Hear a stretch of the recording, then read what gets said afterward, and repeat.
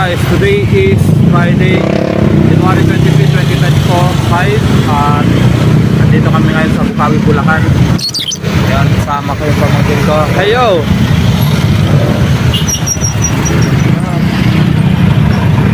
Ngayon araw kasi ay magta-travel kami papuntang Nueva Ecija.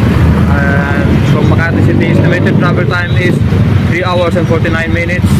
At kanina umalis kami galing bahay mga 5 AM at hinihintay namin dito sina Ate Lani at si Car kasi raw dalaglag yung plaka nila, kaya kailangan nila bumili muna ng karton at pentel pen sa 7-Eleven for temporary plate in case maharang sila sa checkpoint at dito na silang temporary plate at hindi sila patigitan.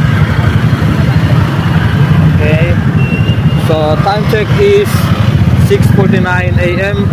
Napakaganda ng ilog dito, you know?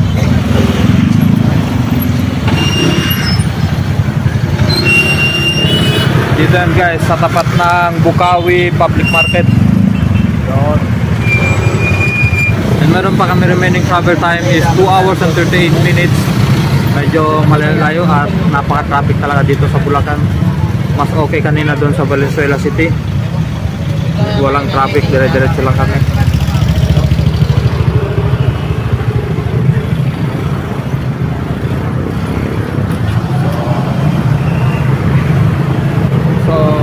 Travel ulit tayo.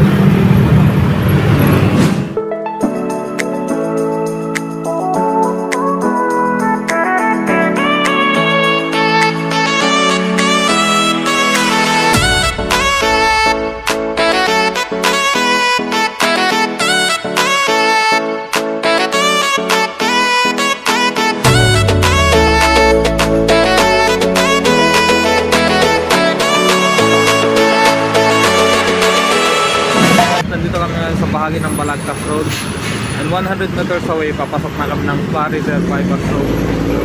Ito sa mga pinakamahabang highway dito, nasa 23 km lang haba nito, tapos napakalwa, kaya magsasawa ka talaga bibilit ng motor mo dito. Ayan, panoorin nyo yung aming video para makapasyal kayo ng libre. So let's go. Nagpagas lang kami, medyo malayo na kasi yung next gas station, mahirap na tuyuan ng gas. Guys, ayan na sila.